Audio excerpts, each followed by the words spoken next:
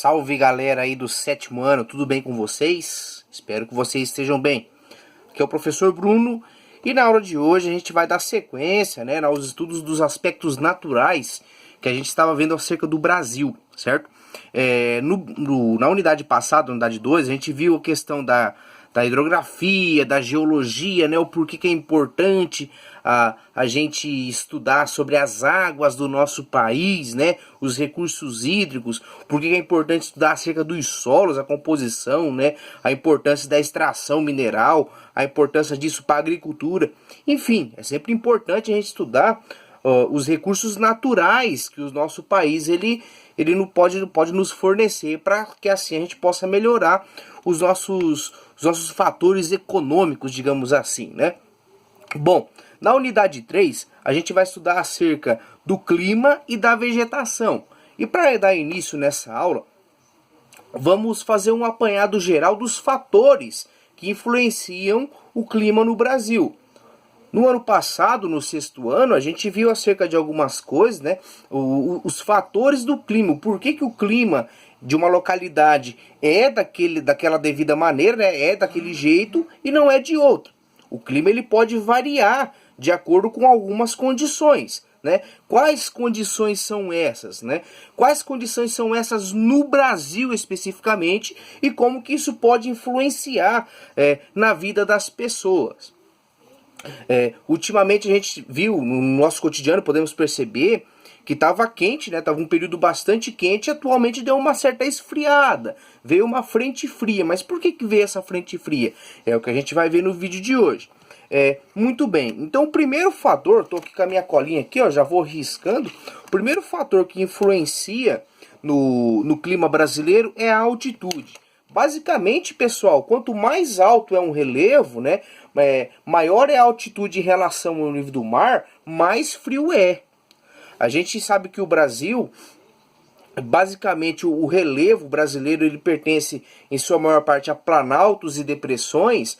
Não é assim um país que tem um índice de altitude muito elevado, certo? Se a gente compara alguns países como Bolívia, tem uma altitude muito maior. A altitude do Brasil vai estar ali em sua maior parte em cerca de 500 metros, 800 metros. Não é uma altitude tão elevada assim. Porém, nas partes mais altas, as pessoas, por exemplo, lá em Curitiba, comparado aqui com nossa realidade que é Juranda, por exemplo, Curitiba possui uma altitude maior, certo? Por isso, tem uma queda de temperatura muito mais brusca no período de inverno. Então, quanto maior é a altitude em determinados lugares, quanto mais alto é um lugar em relação ao nível do mar, mais frio, né? Tende a ser mais frio essa localidade, beleza? Dando sequência, então, deixa eu riscar aqui a altitude, beleza. Maritimidade e continentalidade, pessoal. A palavra marítimo, né? Maritimidade significa quanto mais perto do mar é. E continentalidade ao contrário, quanto mais longe do mar, né? Quanto mais adentro do continente essa localidade está. Basicamente como funciona, pessoal? Quanto maior a continentalidade, menos influência você sofre das águas e mais influência você tem dos solos e das rochas. Os solos e as rochas, eles esquentam muito mais rápido, porém eles resfriam muito mais rápido. E isso pode ter uma variação climática, por exemplo, que nem a capital do estado de Mato Grosso, que é Cuiabá, que está, acredito eu, que é uma das capitais, né, que está mais longe em relação à proximidade com o litoral brasileiro. Tem outras capitais também, mas eu estou citando Cuiabá aqui para dar como exemplo. É uma capital, né, é uma cidade, o estado todo, que vai ter uma variação climática muito maior em relação, por exemplo, a Florianópolis, né, que é uma ilha, a capital de Santa Catarina, que está rodeada por águas oceânicas, certo? Então, quanto mais próximo também você tiver do mar, quanto maior for sua maritimidade, mais influência da umidade você vai ter, né? Essa água do mar que evapora, ela constantemente, né? Digamos que aqui está a parte litorânea, aqui está a parte do litoral, onde as pessoas vivem, que tem uma maritimidade muito grande. Aqui já está o mar. Essa água do mar evapora e o vento vai levando essa água para essa localidade que está em volta aqui, as praias, correto? Então, com isso vai ter uma umidade muito maior.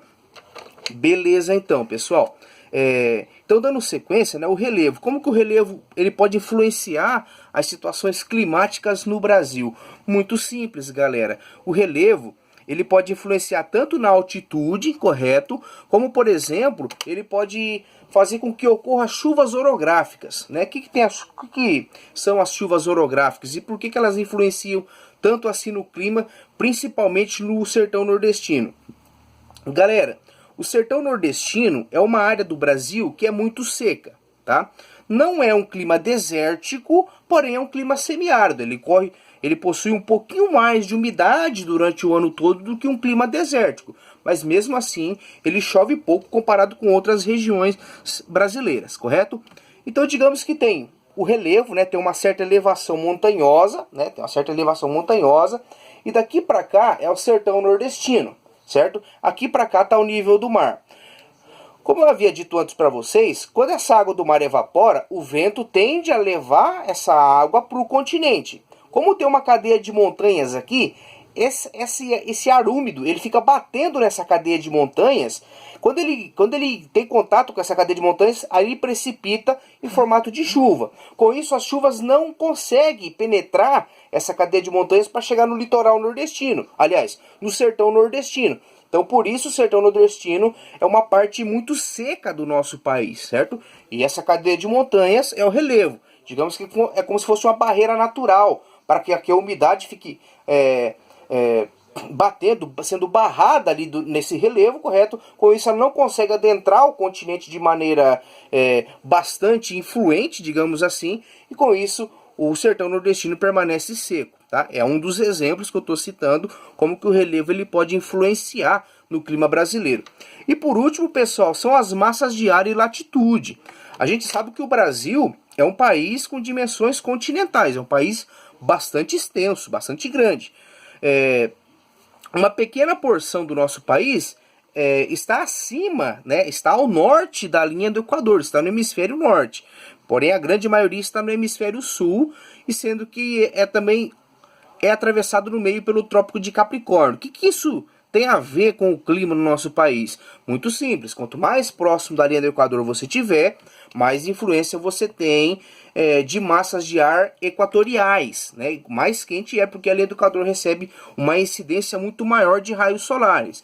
E quanto mais ao sul você está da linha do Equador, né, mais distante, você sofre menos influência das incidências dos raios solares, certo? E também vai sofrer um pouco mais de influência climática das massas de ar polar, né? Por exemplo, numa região tropical, né, quando mais próximo da linha do Equador você estiver, mais quente tende a ser o clima. Quando você está numa área tropical, que você está entre a linha do Equador e entre o círculo polar antártico ou ártico, né, você tende a receber uma grande quantidade de calor durante o período de ano, aliás, uma quantidade de calor durante o período de ano, e uma quantidade de frio durante um outro período de ano, né? Você tem algumas estações do ano bem definidas, correto? A gente está numa área tropical, né? A nossa cidade está numa área tropical. Quando no período de verão, a gente vai sofrer uma grande influência das massas de ar que vem em direção da linha do Equador, correto? Então a massa de ar quente. No verão é o contrário, a gente vai sofrer a influência das massas de ar que vem do polo sul, certo? A massa polar antártica. Então, por isso que no verão, aqui na nossa região, a gente sofre a influência do frio e no inverno a influência do calor. Porém, tem algumas localidades que vai ser frio praticamente o ano todo, e outras localidades que vai ser verão praticamente o ano todo. Beleza, pessoal? Então essa é a aula de hoje, tá? Espero que vocês tenham gostado. Não esqueçam de comentar esse vídeo, por favor. O primeiro vídeo não teve um comentário. Eu peço que vocês comentem, para que assim a gente possa melhorar, porque afinal, essas aulas na quarentena é simplesmente dedicada a vocês. Então, se vocês não comentarem, infelizmente a gente não vai ter aquele feedback no que a gente pode melhorar. Beleza? Então, pessoal, até a próxima e fiquem com Deus.